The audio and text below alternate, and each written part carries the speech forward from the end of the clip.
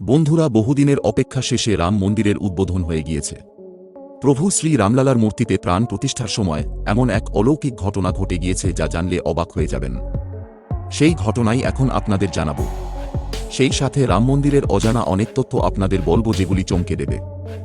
আপনারা কি জানেন, অযোধ্যার রাম মন্দিরের নিচে এমন একটি টাইম ক্যাপসুল লুকিয়ে রাখা হচ্ছে, যেটা থেকে 1000 বছর পরেও এই মন্দিরের ইতিহাস জানা যাবে। আপনারা কি এটা জানেন যে রাম মন্দির তৈরিতে কোনো রকম লোহা বা ইস্পাত ব্যবহার করা হয়নি? রাম মন্দিরের ভিত্তি তৈরির জন্য মোট 2587টি জায়গার পবিত্র মাটি ব্যবহার করা হয়েছে। রাম মন্দির সম্পর্কে এরকমই আশ্চর্য সব তথ্য দিয়ে সাজানো হয়েছে আজকের এই ভিডিওটি, তাই একটুও স্কিপ না করে পুরো ভিডিওটি অবশ্যই দেখুন। আপনি যদি রামের ভক্ত হয়ে থাকেন তাহলে কমেন্টে জয় শ্রী রাম লিখতে ভুলবেন না। চ্যানেলটি সাবস্ক্রাইব করে আমাদের পাশে থাকবেন।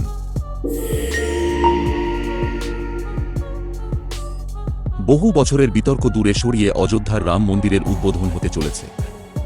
এই রাম মন্দির হল ভারতের বৃহত্তম মন্দির।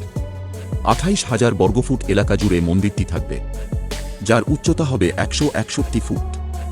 আপনাদের মনে প্রশ্ন উঠতে পারে যে এই মন্দিরে টাইম ক্যাপসুল ব্যবহার করা হয়েছিল কেন? আসলে রাম মন্দির নিয়ে কয়েকশো বছর ধরে বিতর্ক চলছে।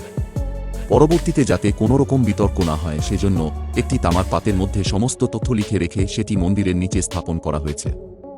তাতে ভবিষ্যতে রাম মন্দিরের তথ্য সুরক্ষিত থাকবে।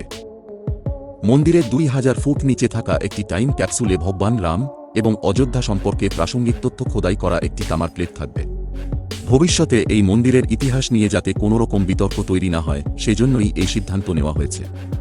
রাম মন্দির সম্পূর্ণরূপে পাথর দিয়ে তৈরি করা হয়েছে।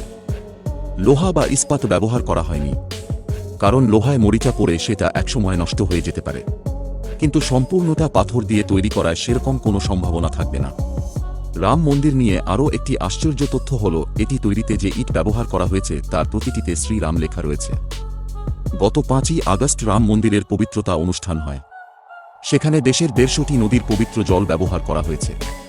অনেকের মনেই প্রশ্ন উঠতে পারে, রাম মন্দির নির্মাণের জন্য কত টাকা খরচ হয়েছিল? রাম মন্দির ট্রাস্টের কর্মকর্তাদের দাবি, অযোধ্যায় শ্রী রাম জন্মভূমি মন্দির তৈরি করতে আনুমানিক 1800 কোটি টাকা খরচ হচ্ছে। প্রতি রাম নবমীর দুপুরে আয়না ও লেন্সের মাধ্যমে সূর্যের আলো সরাসরি শ্রীরামের মূর্তির কপালে পড়বে। বন্ধুরা, ভিডিওর শুরুতে বলেছিলাম মন্দিরের প্রাণ প্রতিষ্ঠার সময় একটি অলৌকিক ঘটনা ঘটেছিল। সেটি এখন বলবো। রাম মন্দির উদ্বোধনের সময় শ্রীলঙ্কার প্রতিনিধিরা রাবণের বাগান থেকে অশোক বাটিকা পাথর উপহার হিসেবে নিয়ে এসেছিলেন। এটি একটি দারুণ বিষয়, কারণ বাল্মীকি রচিত রামায়ণে সেই অশোক বাটিকার কথা উল্লেখ রয়েছে। রাম মন্দিরে সেই রামায়ণের দৃশ্যগুলিই যেন ফুটে উঠল। বন্ধুরা, আপনি প্রভু শ্রী রামচন্দ্রকে যদি ভালোবেসে থাকেন তাহলে কমেন্টে জয় শ্রী রাম লিখতে ভুলবেন না। ভিডিওটি ভালো লাগলে বন্ধুদের সাথে শেয়ার করে দিন। চ্যানেলটি সাবস্ক্রাইব করে আমাদের পাশে থাকবেন। ধন্যবাদ।